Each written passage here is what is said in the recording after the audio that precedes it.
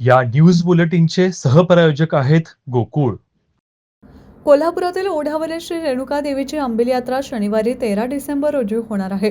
यंदा ही यात्रा मोठ्या प्रमाणात होणार आहे. यात्रेला होणाऱ्या गर्दीच्या पार्श्वभूमीवर 100हून अधिक स्वयंसेवक नियोजनासाठी सज्ज असणार आहेत.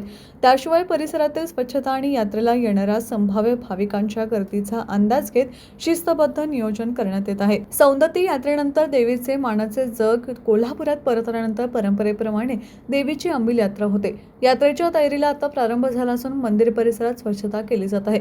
या ठिकाणी हळूहळू करमणुकीची साधने दाखल होऊ लागली आहेत. परंपरेनुसार देवीला नैवेद्याचा मान असल्याने कोरडा शिधा भाविकांनी आणू नये, नैवेद्याची नासाडी होणार नाही याची गेल्या 5 वर्षापासून खबरदारी घेतली जात आहे. भाविकांनी दिलेले नैवेद्य भाविकांनाच प्रसाद म्हणून परत दिले जातात.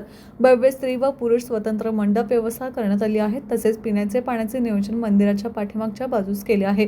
साधारणतः 2 ते 50 लाख भाविक दर्शन घेतील असा अंदाज यात्रा कमिटीने केला. यात्रे दिवशी श्रीदेवी यल्लमा देवीचे दर्शन पहाटे 4 पासून रात्री 12 वाजेपर्यंत भाविकांसाठी खुले राहील. यात्रेसाठी येणाऱ्या भाविकांची पार्किंगची व्यवस्था वीर कक्कय विद्यालय व आयसोलेशन मैदान या ठिकाणी केली आहे. दर्शनासाठी येताना मौल्यवान दागिने टाळावेत असे आवाहन मदन आई शांताराम जाधव, रघुनाथ यादव, अध्यक्ष उमेश यादव, प्रथमेश जाधव यांनी केलं आहे. टीव्ही नेक्स्ट माझ्यासाठी रिपोर्टर तुषार पाटील.